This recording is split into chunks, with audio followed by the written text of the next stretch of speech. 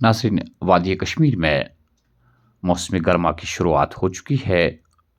अक्सर बेशतर हम अपने दाएं बाएं या वादी कश्मीर के तमाम इलाकों में सफ़ेद रूसी दरख्त देखते हैं।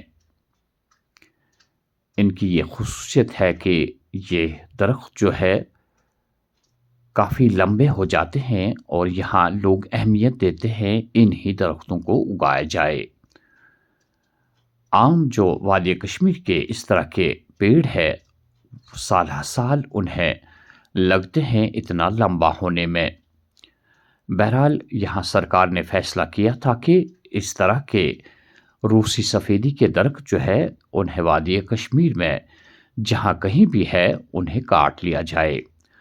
इन्हें क्यों काट लिया जाए? क्योंकि वजह यह है कि आप मई के महीने से ही देखते हैं कि हवा में रुई तैरती रहती है, जिसकी वजह से आम लोग जो है परेशान हो जाते हैं।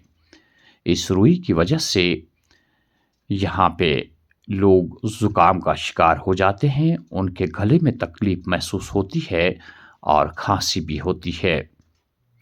जब हमारे बच्चे स्कूल जाते हैं तो इस रुई की वजह से काफ़ी तंग आ जाते हैं, यानी कि डॉक्टर साहिबान इसे एलर्जिक करार देते हैं। अक्सर बेशतर आप देखेंगे कि मई के महीने से ही जिस तरह सर्दियों में बर्फ़ पड़ती है, इसी तरह यह रुई आपको नज़र आएगी और इसकी वजह से सफ़ेद चादर जैसी बिछती है ज़मीन पे। बहरहाल अगर सरकार ने यह फ़ैसला लिया था कि ये दरख्त जो है मुज़र सेहत है, इन्हें काटा जाए, लेकिन ज़मीनी सतह पे सरकार यहाँ पे इन सफ़ेद रूसी दरख्तों को काटने में नाकाम रही। हमारी सरकार से मुअद्दबाना गुजारिश है कि अगर आप महसूस करते हैं कि इसकी वजह से आम इंसानों को तकलीफ़ होती है तो इन्हें काटना लाजमी बनता है। बुज़ुर्ग हज़रात भी अक्सर बेशतर इस रुई की वजह से बीमारी का शिकार होते हैं। डॉक्टर साहिबान जो माहिर है उन्होंने इस बात की तस्दीक कर दी, ये जो रुई है मुज़र सेहत है। हमने डॉक्टर साहिबान से जब बात की तो उन्होंने वाज़ेह तौर पे कहा कि अगर आपको इस रुई की वजह से तकलीफ़ महसूस होती है तो आप मास्क वगैरह लगा के रखिए। डॉक्टर साहिबान का क्या कहना है, आइए देखते हैं। ये सीज़न हमारा होता है स्प्रिंग सीज़न। इसमें हम देखते हैं कि पोलन की जो तादाद है वो एटमॉस्फेयर में काफ़ी ज़्यादा होती है, क्योंकि हमारी कश्मीर में अगर बात करें तो ग्रीनरी बहुत ज़्यादा है। तो जो फ्लावरिंग प्लांट्स है, ग्रासेस है या बाकी ट्रीज़ वगैरह जो है, तो उनकी पोलिनेशन होती है, तो पोलन की कंसंट्रेशन एटमॉस्फेयर में बहुत ज़्यादा होती है।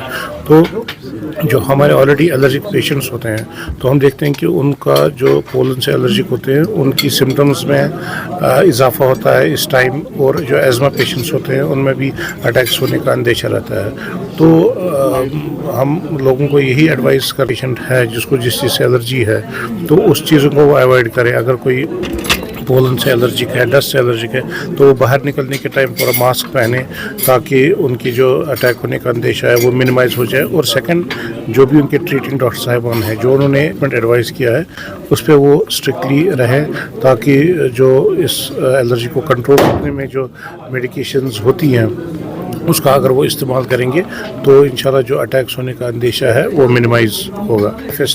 किसी भी फॉर्म में मैनिफेस्ट हो सकती है। वो स्किन एलर्जी हो, वो आँखों से एक्सपोजर हो तो कंजक्टिवाइटिस, आँख से आंसू आना या खुजली आना या आँखें लाल होना, या ज़ुकाम के फॉर्म में जिसको एलर्जिक राइनाइटिस है तो वाटरिंग ऑफ नोज़ या गले में खराश जिसको फेरिंजाइटिस हो। और अगर किसी को लंग की एलर्जी है जिससे हम एज़मा कहते हैं तो उसके सिम्टम्स में भी इस सीज़न